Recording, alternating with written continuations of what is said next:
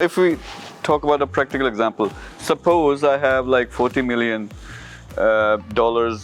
in UK, in London, in one of my accounts, and I want to buy a few properties or do other business here.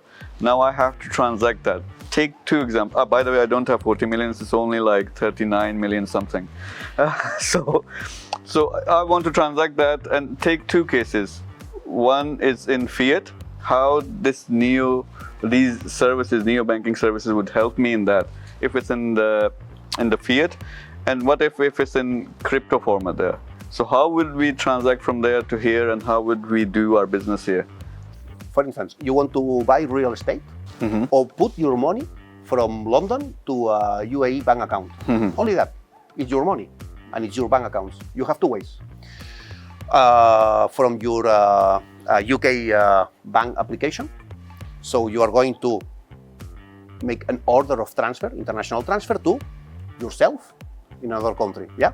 So, which is the challenge? The challenge is that, first of all, you have to call the bank and say, "Hey, increase the limitations of the limit." I want more than $200. Exactly. So first you have the first friction. Second, but of course, when we are talking about large transactions, they are in crypto or in fiat. They are going to ask the proof of the proof of funds, okay, and which is the purpose of the transfer, only to make a check that all is fine, okay. So, and then what is happening? In a digital, but at the same time in an analogic way, and now I'm going to explain, this money, okay, is transferring. It's not transferring the money, it's transferring like an email, it's a code, it's a message, okay? Yeah. So, and this message is coming from UK bank to one correspondent bank, okay? That this is going to prepare to send the money to another jurisdiction, and then to another bank that is close to this jurisdiction, that is going to work with your local bank here. So at minimum you have four players, minimum 4 players. All these players are charging money. And all these players, even though all this is happening digitally, they have to check manually, and they can make mistakes.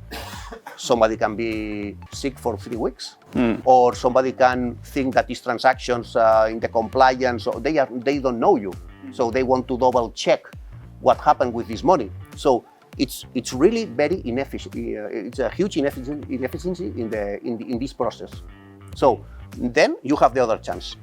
You have the money in pounds, and you buy in your application, because the other use it's on-ramp of RAM. So you are buying USDT with one click, buying USDT in the same app, one click. And usually this kind of amount maybe it takes 20 minutes or half hour, okay? But no, I can't wait that long.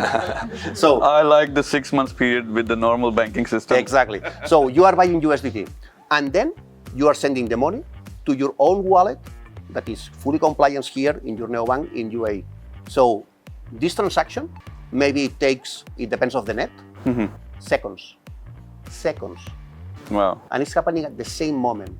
And there is nobody that has to check in the middle several times for what is this transaction. Because you have the starting point, where is the compliance, and the end point when you have compliance, but no middleman in the middle.